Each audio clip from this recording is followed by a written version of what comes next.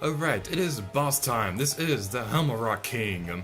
Honestly, one of the more easy bosses in the Wind Waker, but I'm not gonna complain about it because I really like this thing. Because if anybody who saw my Let's Play of The Legend of Zelda Link's Awakening, you should know that I liked the boss fight of Eagle's Tower, where there's like a giant bird on top of the tower and those try to blow you off the tower. This kind of seems like a natural evolution of that. Well, that happened. Right after I said that this boss was easy, there I go, making myself look like a moron.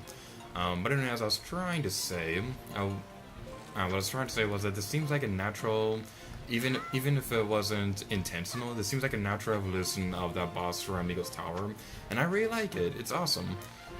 You'll see more of what I mean about this a little bit later. But as for right now, we're just trying not to fail miserably. God, I'm doing horrible in this boss fight right now. Excuse me. Rude. Let's do this. Hopefully we can do it right this time. Wow, we're in the water. What is wrong with me right now? Like, normally, I'd already be on the second phase of the boss fight at this point, but I don't know what is about me right now, but I just cannot seem to do, I just cannot seem to do this boss fight correctly. But anyway, as I was trying to say a moment ago, this seems like a natural evolution of the boss from Eagle's Tower, and I like it. This isn't my favorite boss fight in the Wind Waker. I'll just say that right now, but it's definitely in like my top 3. I'm not sure if I would say this is like my absolute favorite boss in the Wind Waker, but it's definitely in my top 3. But anyway, yeah, I have to like keep on going because the Helmaroc King will keep on breaking the parts of the bridge, and I just saw a moment ago doing that, so it'll make us fall plummeting to our doom. And now we can smack this thing with the skull hammer. And this boss fight is totally done, right? There's nothing else that we need to do. We are totally done with this boss fight. Didn't I say this was the easiest boss in the Wind Waker?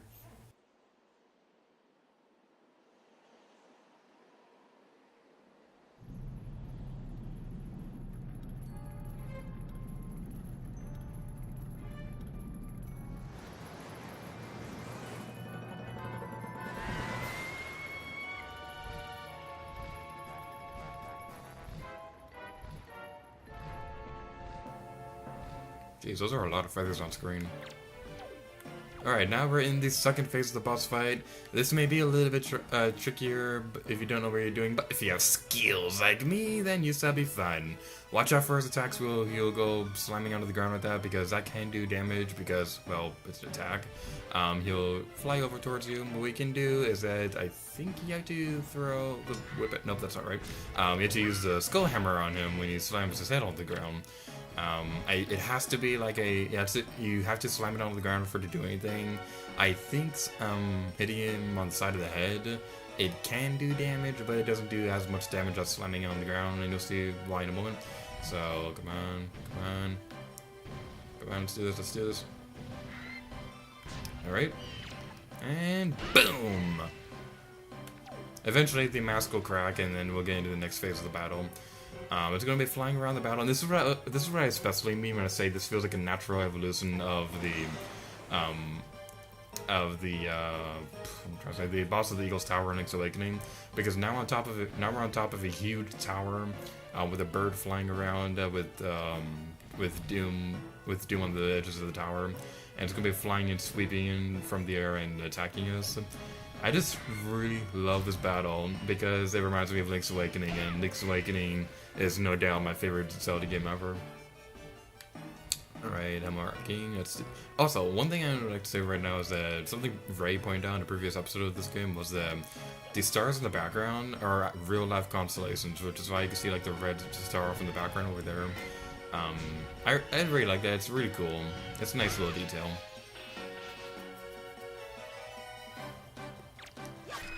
And now we can smack it with the sword. Let's do it.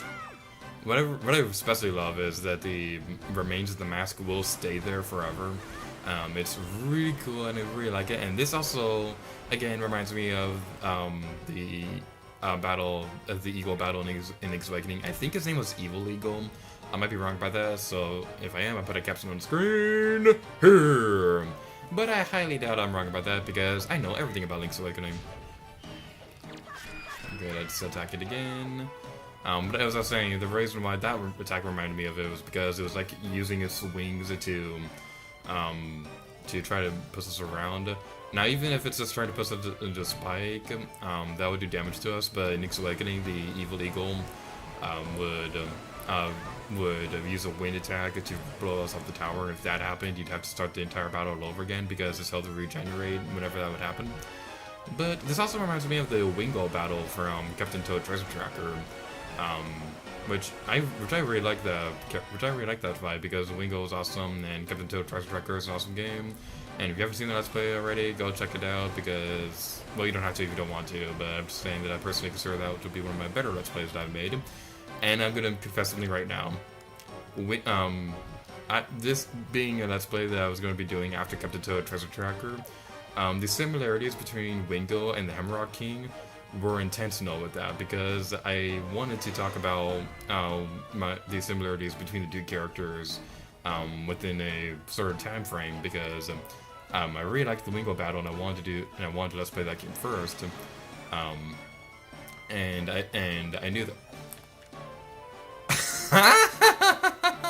The mask fragment is in the air! That is awesome! Okay, this might sound like a really stupid idea, but I need to take a picture of this. Even though this is gonna be even though this video is gonna be released on the internet, I'm taking a picture of this. This is too awesome. Also, something else that's worth mentioning is that it's probably a good idea to take pictures of bosses as well. Because I kind of hinted at this earlier in the LP, but there is a side quest that will sort of take care of later in the game. It's very, very complex and very time-consuming, so I'm not entirely sure if I'll be going through the entire thing. And you don't really get a whole lot of rewards for doing it anyway, so I'm not entirely sure if it would be worth it to go through all that effort. But I will be talking about it when we get to that point. But that's not the point now. The point now is that the mask is stuck in the air, and it's awesome and stuff. Okay, hopefully this battle will be done soon. Come on, buddy. Slam your beak into the ground. Don't learn. Don't learn. Be like a normal Nintendo boss fight and use the same strategy all over again. Come on, come on, come on, come on, come on. Yeah! In your face! We did it! And now he's doing a chicken dance. Get it? He's a bird. And it looked like he was dancing. Yeah, my jokes are stupid.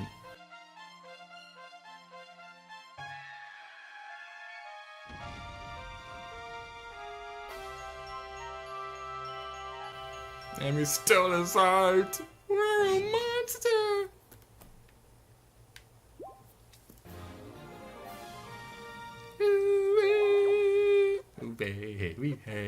We stole the hot container from a dead bird. That is incredibly morbid. Wow. Alright, well, is that mask still in the air earlier?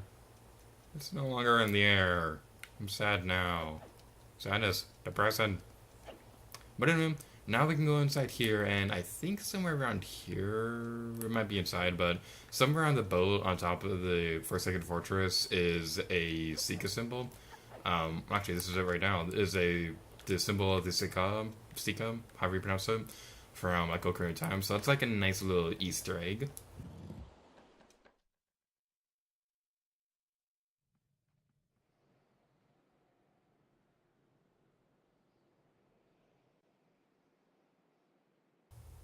It's been a while, boy. You have done well to sneak into my fortress and wiggle your way all the way up here. I suppose the least I can do is commend you for your reckless courage. My name is Ganondorf, and I'm the master of the Forsaken Fortress.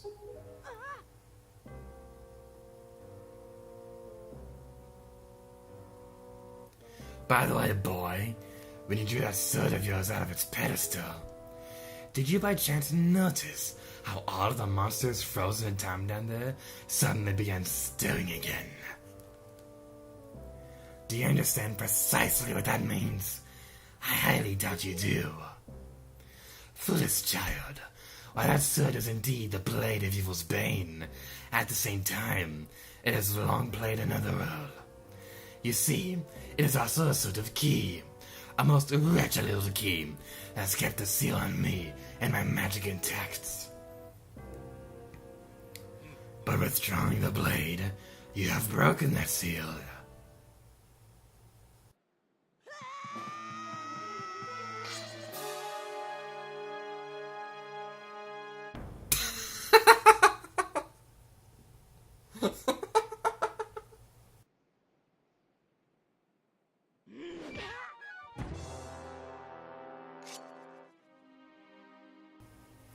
You cannot defeat me with a blade that does not sparkle with the power to repel evil. What you hold is useless.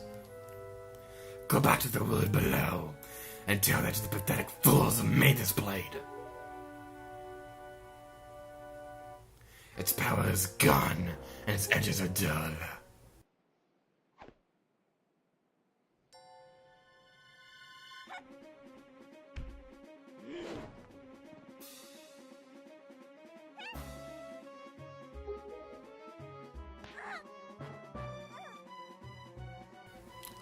Stop! Let me go! You pathetic little sea rat!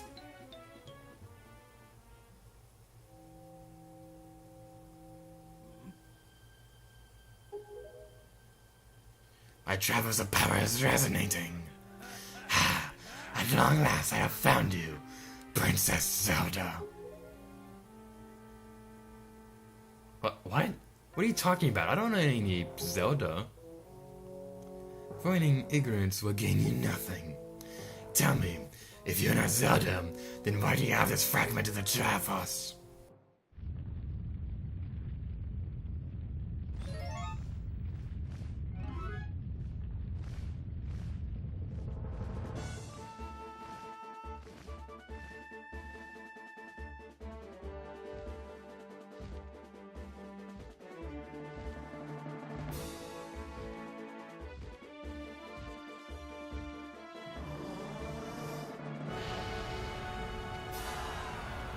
This fortress is on fire, fire, fire. This fortress is on fire.